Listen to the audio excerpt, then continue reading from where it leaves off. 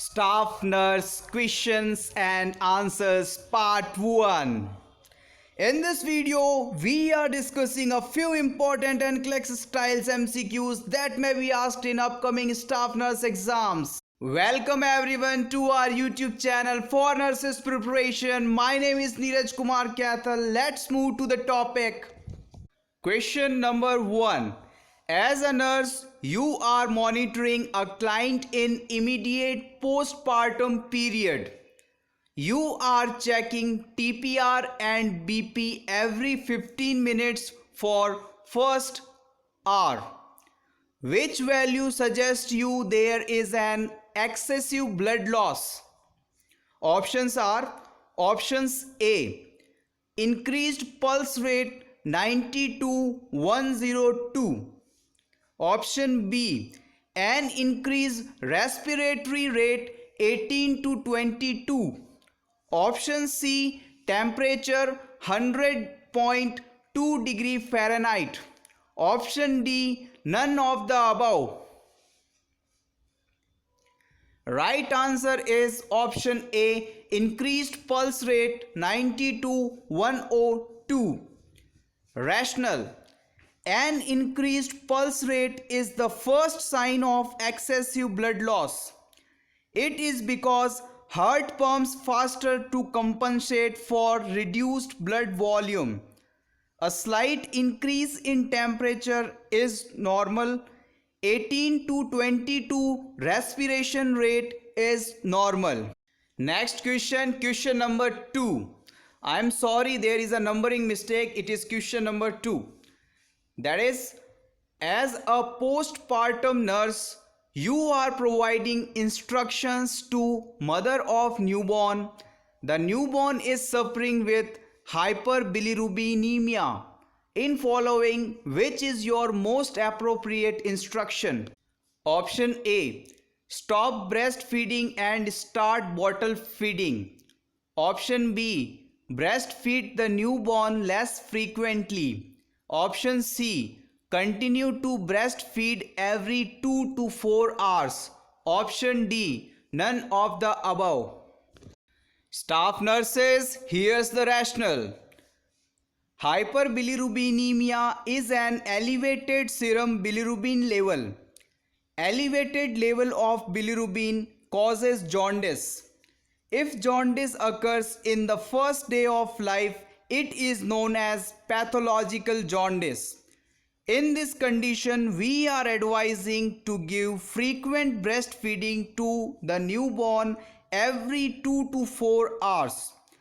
Less frequent breastfeeding or stopping breastfeeding or starting bottle feeding is not recommended. Question number 3. You are having a fluid volume deficit patient. Treatment given to this patient to resolve the fluid volume deficit condition. As a nurse, how you will determine that child condition is improving? Option A. Urine specific gravity is 1.030. Option B. Urine output is less than 1 ml per kg per hour. Option C. Capillary refill time less than 2 seconds. Option D. None of the above. Option C is the right answer. Capillary refill time less than 2 seconds. Rationale. Urine specific gravity 1.030 and urine output less than 1 ml per kg per hour, showing that condition is not improving. Capillary refill time less than 2 seconds shows that fluid volume deficit condition is improving. Next question, question number 4.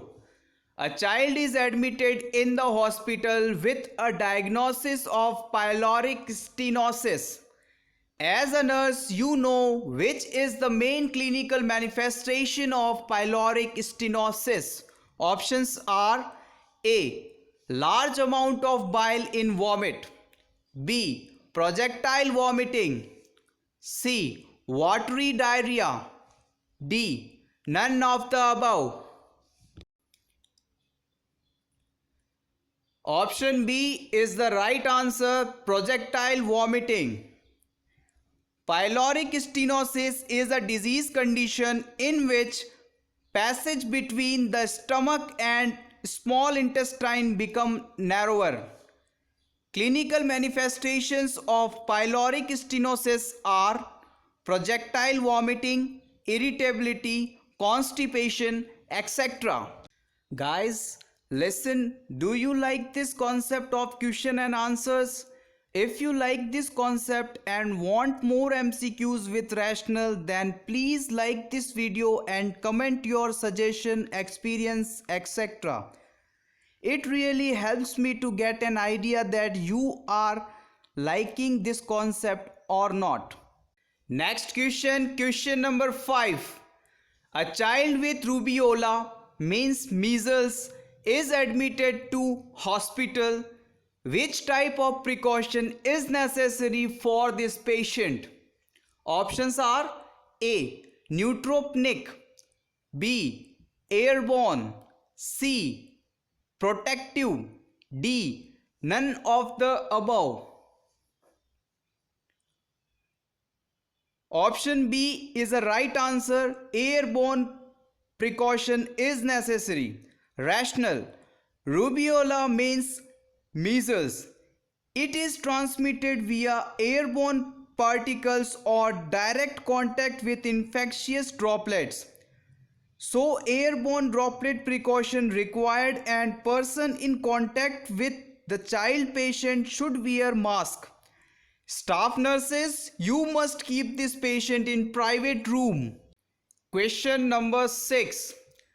As a staff nurse, you are carrying a patient with psoriasis. Salicylic acid is prescribed to the patient. Which finding indicate that presence of systemic toxicity from this medication? Option A. Respiration decreased. Option B. Tinnitus. Option C. Constipation. Option D. Diarrhea.